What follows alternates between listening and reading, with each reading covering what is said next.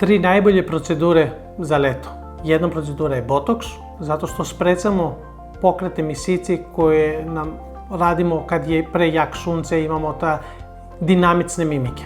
Drugo bi stavio biorevitalizacija sa hijaluronom. To je jedan od najboljih tretmana koji pripremimo naše koža za leto. Biorevitalizacija je jedan tretman koji nam svezi koža, hrani koža, bogato na vitaminima i mineralima, a na to imamo i hijaluronska kiselina koja hidrira koža, koja je jako potrebno u toplih danima letos.